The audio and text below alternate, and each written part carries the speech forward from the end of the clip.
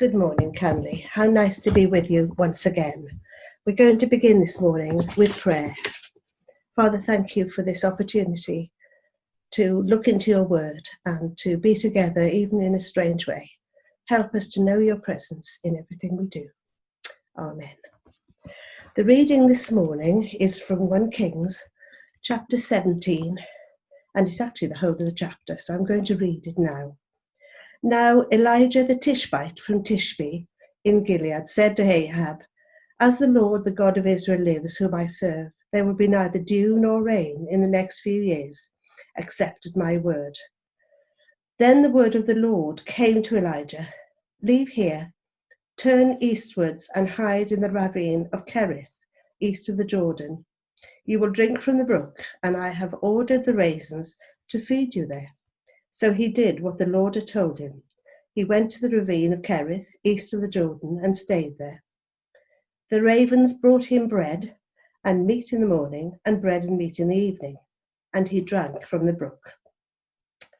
Sometime later the brook dried up because there had been no rain in the land.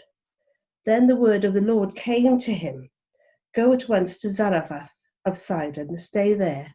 I have commanded a widow in that place to supply you with food." So we went to Zarephath. When he came to the town gate, a widow was there gathering sticks. He called to her and asked, "Would you bring me a little water in a jar so I may have a drink?" As she was going to get it, he called, "And bring me, please, a piece of bread." "As surely as the Lord your God lives," she replied, "I don't have any bread, only a handful of flour in a jar and a little oil in a jug. I am gathering a few sticks to take home and make a meal for myself and my son, that we may eat it and die." Elijah said to her, "Don't be afraid.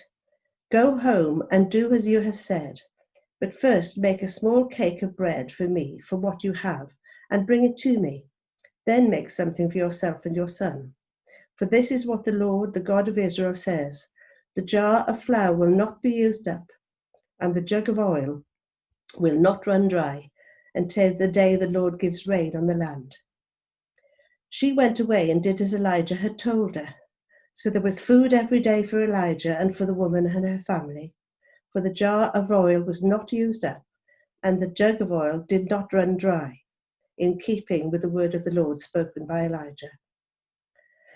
Sometime later, the son of the woman who owned the house became ill. He grew worse and finally stopped breathing. She said to Elijah, "What do you have against me, man of God? Did you come to remind me of my sin and kill my son?" "Give me your son," Elijah replied. He took him from her arms, carried him to the upper room where he was staying, laid him on his bed. Then he cried out to the Lord, "O Lord my God, have you brought charge also upon this widow I am staying with by causing her son to die?"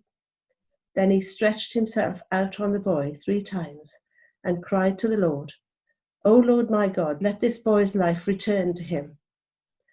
The Lord heard Elijah's cry, and the boy's life returned to him, and he lived. Elijah picked up the child and carried him down from the room into the house.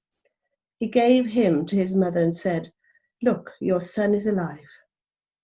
Then the woman said to Elijah, "Now I know that you are a man of God, and that the word of the Lord from your mouth is the truth." So as usual, when I come to spend time at Canley, I like to share things that are relevant for me. And 18 months ago, before lockdown, I had been learning from God about fear and the Christian. And on the beginning of lockdown, I felt God challenged me to do 2 things. One was to choose to trust him, and secondly, to choose to be thankful. So every morning I choose to speak this out loud, so that I reaffirm that I'm trusting and I'm thankful. There have been some bonuses in lockdown, for me anyway. A slower pace of life and learning more about God and about me. So permit me to share just a couple of these things with you. And I want to begin with a thought.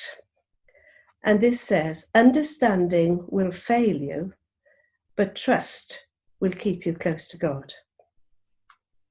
And in Psalm 121, I have learned that my help comes from God alone, and he is always on the case.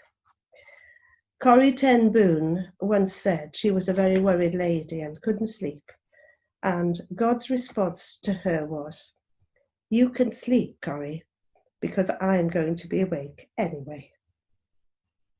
So I'd like us now to just pause and listen to this song together and remind ourselves about who God is and what he's done for us, how deep the Father's love for us.